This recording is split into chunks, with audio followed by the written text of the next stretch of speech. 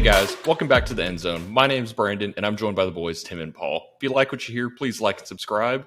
And with that being said, on this episode, we're doing our final mock draft before the 2023 NFL Draft this upcoming Thursday. With that being said, Paul, kick it off. Who's your first pick with the Carolina Panthers? All right, Carolina Panthers, they traded the whole entire haul for that number one overall pick, so they're definitely going to be going a quarterback. I think the safest option is Bryce Young right now, so I think that's what they're going to be going with. Nice. Moving on to pick number 2 with the Houston Texans. Going to go with the second safest quarterback, I think, in the class. I'm going to go with C.J. Stroud. I know he doesn't have as much upside, I'd say, as the other two, but I think he's definitely the most talented out of the group right now. What makes you choose a quarterback instead of an edge? Because there's been a lot of rumors about the Texans picking an edge player potentially or a defender. Kind of, what's your logic behind that? I think their fan base has just been so beaten down over the past few years. I think they really want someone that they can, hang their hat on and start trying to sell jerseys again. I know that next year is supposed to be a better quarterback class, but who's to say you're going to be picking in the top 2 or 3 in order to secure one of those guys? So yeah, kind of take it while you have it. Take it while you have it. You don't want to plan for next year. Just go ahead and take the quarterback and see how things go. C.J. Stroud, again, I think he's a wonderful prospect, and I think that he could have some success. I think the Texans are a good young squad, and they had a good running game last year, so hopefully they can build on that and do well in the 2023 season. Sounds like a good plan. Paul, who do you have for the Cardinals picking? What do you have them doing? All right, I think we're going to keep it nice and simple, and I'm not going to do any trades. No way to predict who and where they're going to trade with and for what exactly. But as far as who they need, they kind of need best player available. I think they do take a safe pick and go with Will Anderson Jr. out of Alabama.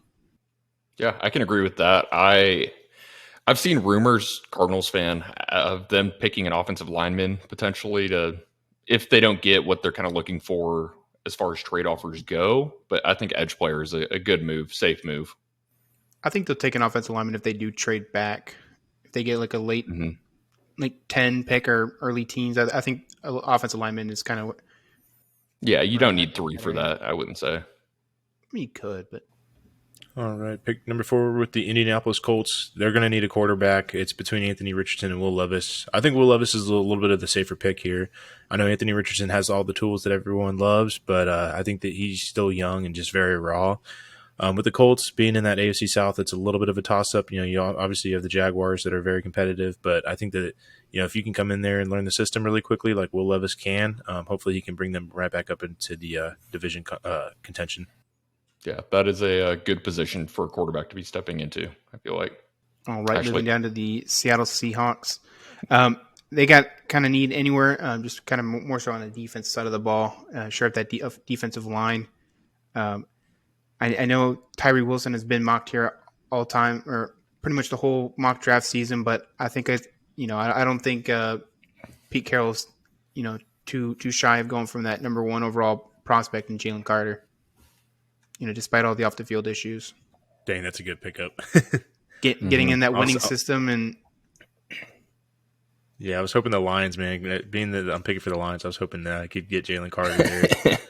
But seeing that, okay, Jalen Carter goes number 5 to the Seahawks. For the Lions, I'm going to have to kick it to cornerback. I'm going to go with Devon Witherspoon. I think he's a number 1 corner on my board. I think that he's a solid prospect that will step in and be a day 1 starter for the Lions.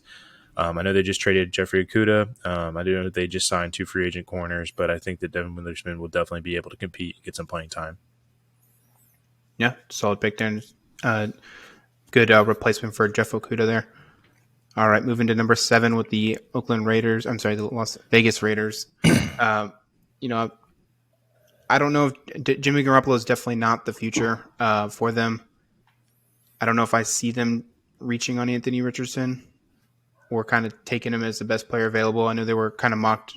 Some had Stroud or some had Will Levis if he was to fall. So I think I'm going to go with sharp their defensive secondary with Christian Gonzalez. And you need a lot of coverage in that AFC West there. Yeah, I think that's a good pick. I think Christian Gonzalez is a good player that will step in and be a starter for them. And their corner group is definitely struggling. For the Atlanta Falcons, this is a tough one. I know that they definitely need a quarterback, and I think Anthony Richardson would be a good fit there to go along in the backfield with Tyler Algier. But I really think that they're going to have to go with the edge and shore up their defense a little bit more. I believe they had Desmond Ritter last year. I think they're going to give him a shot, give him the keys to the car to see how he rolls. But I don't know how well that's going to go. But I think that for now, that's what their mindset's on, and I think that's what they're going to go ahead and do is commit to the defensive side of the ball.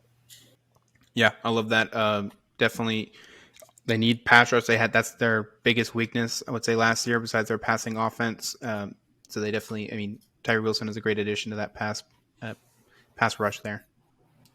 All right, moving to the Chicago Bears at number 9. Sorry, they kind of need everything as well. It's been kind of set in stone that they're probably going to be taking an offensive lineman since they need to protect for their future quarterback Justin Fields. I'm going to go ahead and grab his Ohio State teammate Paris Johnson Jr. with that number 9 overall selection. No, I think that's a good pick. I think he can play depending on what they want to do with their current left tackle. I think Paris Johnson Jr. could probably play right tackle if needed. I think he's decently versatile, so I think it's a good pickup for them there. For the Eagles, it's tough, man, because I know that everyone thinks Bijan. Peter Skoronski, I know, has been thrown out there a lot. I think that they need that kind of help in the interior, in potential tackle versatility. But for now, man, I think that the best player, in my opinion, that will make the most impact for them on day one is going to be Brian Branch. So I'm going to go Brian Branch there at 10. All right, and then going to number 11 here with the Tennessee Titans. Titans are another team they have a lot of holes to fill as far as where they're going to go. Assuming that they are, I've heard the rumors that Malik Willis isn't necessarily the clubhouse favorite there. Tannehill's only has 1 year left on his deal. I don't see any team letting Anthony Richardson fall much further than this, even though there's some teams that, they could need a quarterback, but I'm going to go with Anthony Richardson. I think adding him and Derrick Henry in that backfield is going to be insane. That kind of RPO, that'll be fun offense to watch. All right, and picking for the Houston Texans again at number 12. I know they had C.J. Stroud, so I'm going to go with JSN there. I think that's a solid weapon for him, keeps him familiar, and then hopefully they can build up on the defensive side of the ball later with their remaining picks. Getting that Burrow-Chase connection there going again. All right, and then going to the newly acquired 13th overall pick from the New York Jets after the Aaron Rodgers trade today. Again, they need a lot of help. They got a quarterback in Jordan Love that they're going to kind of rely on and give him the reins. I'm going to go ahead and go Dalton Kincaid here. They lost Robert Tonyan in the free agency, so they need a replacement at tight end there, and a sure pass catcher for Love there. Yeah, no, I like that. For the New England Patriots, it's kind of tough because I could see Nolan Smith potentially being a decent fit there, but with Peter Skoronski, I don't think he's going to fall this far down on the people's board. So I'm going to go Peter Skoronski there at number 14, help shore up that offensive line. All right, and going back to the Jets here, again, they need a lot. They don't need a whole lot as far as most teams. I think they have a good young core. Obviously, offense and defensive rookie of the year last season. They have a good running back once he comes back from injury, and they got some other backups as well. So I'm not going to go Bijan Robinson here. I do think Nolan Smith looking mighty nice, be a nice edge rusher to pair up with Quinnen Williams and help, maybe force some more incompletions for Sauce Gardner in the secondary. Yeah, I like that pickup. For Washington, they're kind of in a tough spot here because I don't think any of the quarterbacks, and I think you agree with me, Paul, I don't think any of the quarterback prospects, or at least the top 4, are falling this far. I've seen some rumors that Hendon Hooker is going to be a potential first-round pick, and everyone needs to keep their eye open for Hendon Hooker. But honestly, dude, I don't see it happening. I don't think Hendon Hooker is necessarily. I'm not saying that he's not a good talent. He's a good talent, but I just don't see him, sneaking up and being, kind of, I guess, taken in the first round at all. I really think he's a second to third round kind of quarterback, especially since he's going to be out for the rest of the year. But yeah, no, I think that I'm probably going to go with Bijan Robinson. I know it's going to sound silly, but because they have Brian Robinson, but I think that if you can kind of kick up that running game, I mean, I don't see why not. He's also a versatile pass catcher as well. I mean, he's got some great route running and hands for a running back, which are not very typical. All right, and then with 17 with the Pittsburgh Steelers, I have seen it rumored where they try to move up to go ahead and get a tackle. shirt that offensive line. Like I said earlier, we're sticking with their traditional draft order. I'm going to keep it tried and true and go Joey Porter Jr. Safety or cornerback help is very much needed in the steel curtain defense. So, and obviously Joey Porter with his dad being a alma mater, kind of so to say there. All right, pick number 18 with the Lions. This is kind of a tough one because, Lucas Van Ness, I think, screams a lot to me, and I would say Miles Murphy, too, playing on the edge. But I think that if you look at their interior, they do have a decent nose tackle. I think their three technique, I forgot his name. But anyways, I think they could definitely improve on their three technique and get a disruptive pass rush up the middle. So I'm going to go Kalijah Cansey there. Is there a chance they go receiver with the Jamison Williams news this past week? I think so. I mean, they have 2 first-round picks, so I wouldn't be surprised if they... It's only 6 games. It's not like it's the end of the world. Yeah, Was it only 6? It is only 6, but I want to bring something up, though. I mean, Amon-Ra St. Brown, still very young. Jamison Williams, very young, of course. If they get a third wide receiver, they could have potentially one of the top wide receiver trios, if not the best wide receiver trio in the NFC. Yeah. Just to keep that in mind. They definitely could get. I think this second pick is definitely in play for a wide receiver, and especially with I believe they lost DJ Chark in free agency, so they don't really have that kind of number 2 guy. I say number 2 because Jamison Williams.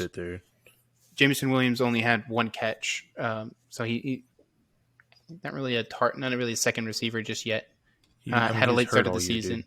No, I know. So he had a late start to the season with an injury, so he's not exactly their established number 2 guy, but the door's wide open for being number 2. But anyways, carrying on with the Bucks. Yeah, the Bucks again, another team that kind of needs a lot of positions filled.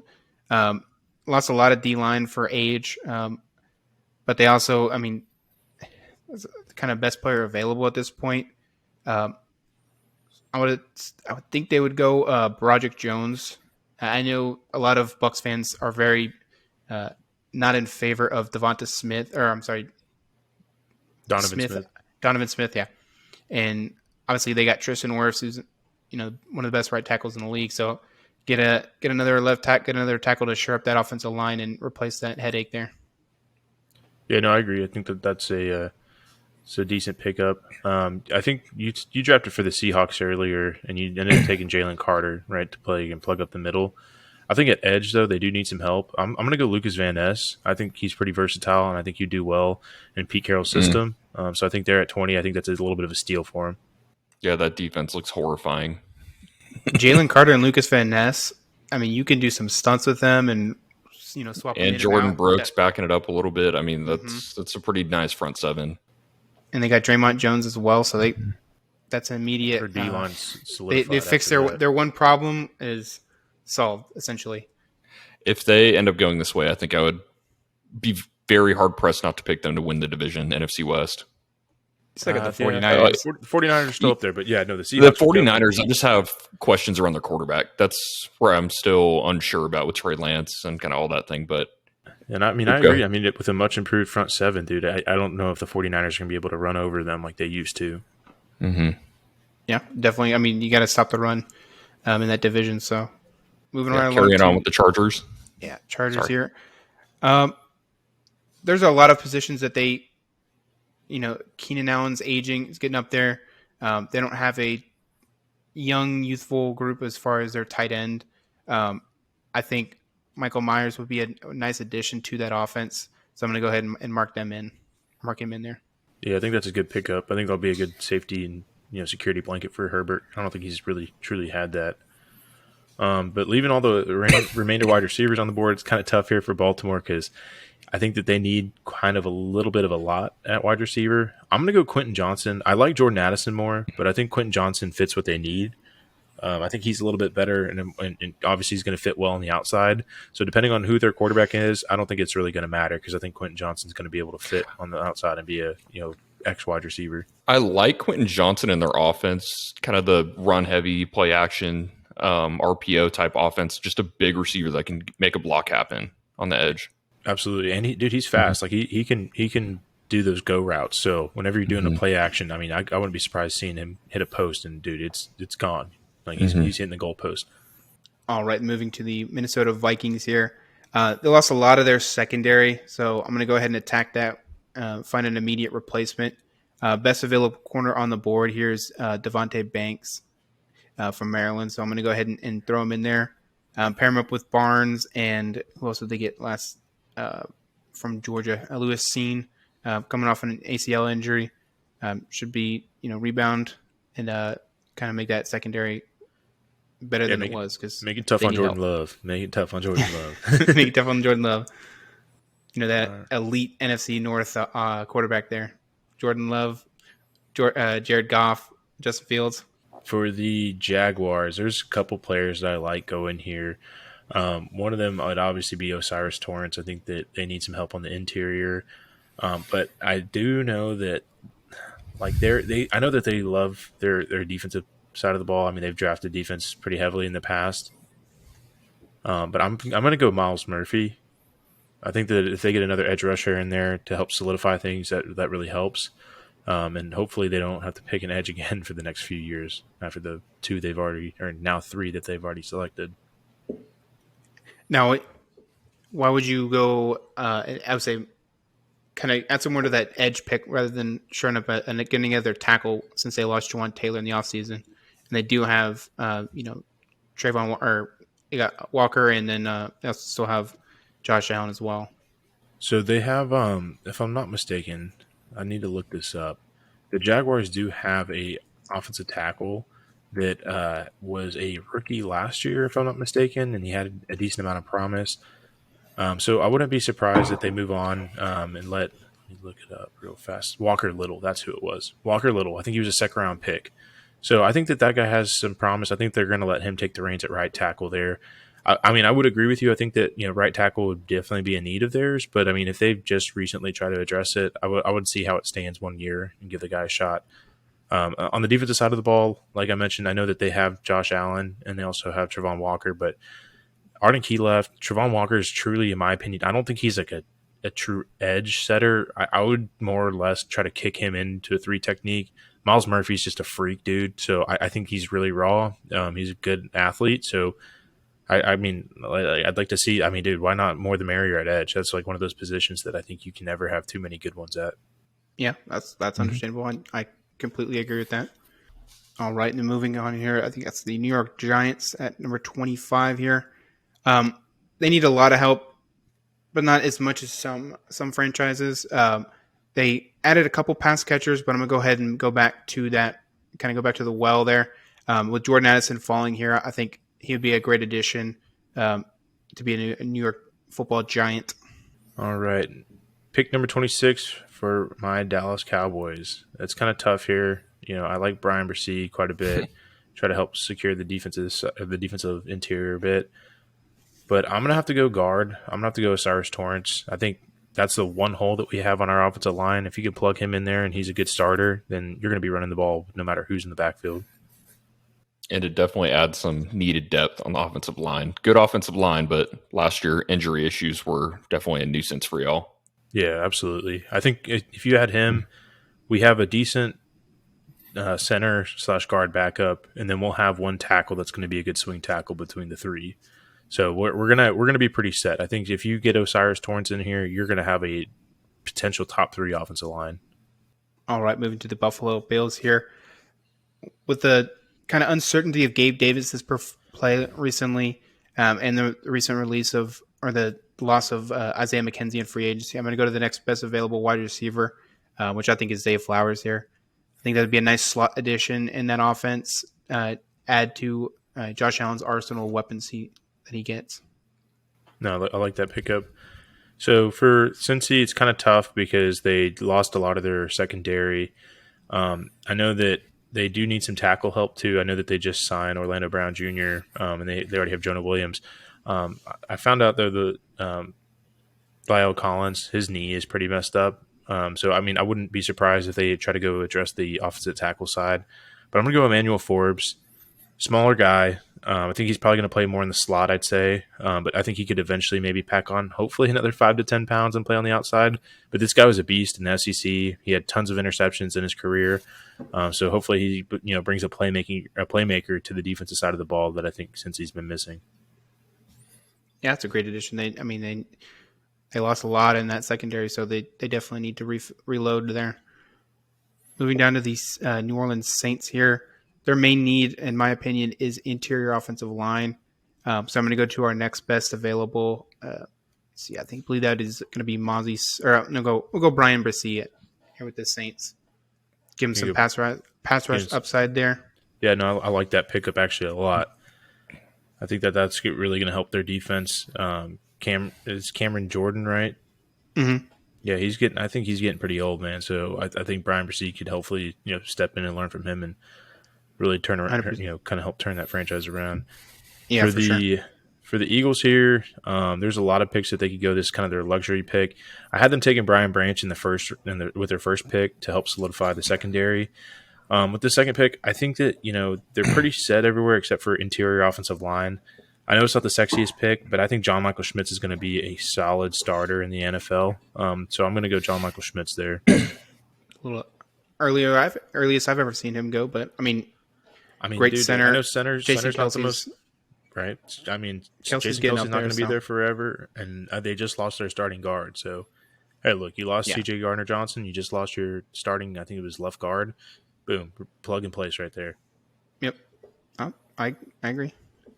All right, and the final pick in the first round, Kansas City Chiefs. Glaring need, obviously, at left tackle or tackles, depending on whoever they move over. I love Darnell Wright. I think that's who we need to pick up. He's already a right tackle, and his best film was against the best pass rusher in the draft. So I love that pick, and I think he's gonna do great and get a guard for Pat up for many years to come. Yeah, no, I like that pickup a lot. I think that's the one position that they will need.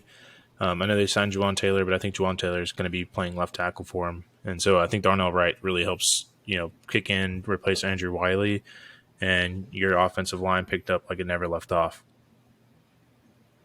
All right, so this is going to round up our first round mock draft for 2023. It's been a pleasure doing this with you guys. Again, this is our final one as the draft is coming in on Thursday. I'm really excited to see how this thing goes. Paul, Brandon, any thoughts? I think it looks great. I, as a Cardinals fan, real pumped to see what happens at number 3. I mean, all of our teams could have exciting drafts. Y'all are in a lot better position to maybe go after the ship. But yeah, it'll be a fun draft for sure. I'd love to see where we finish off percentage wise with this. Obviously we can't predict any of the trades that happens, but love to see where how many we got correct and whatnot. Yeah, no, I'm right there with you guys. And with that being said, thank you all so much for tuning into End Zone Sports. If you like what you heard, please like and subscribe. Comment below any picks that you want to call us out on or that you would have done differently. But with that being said, y'all have a good week and enjoy the draft Thursday.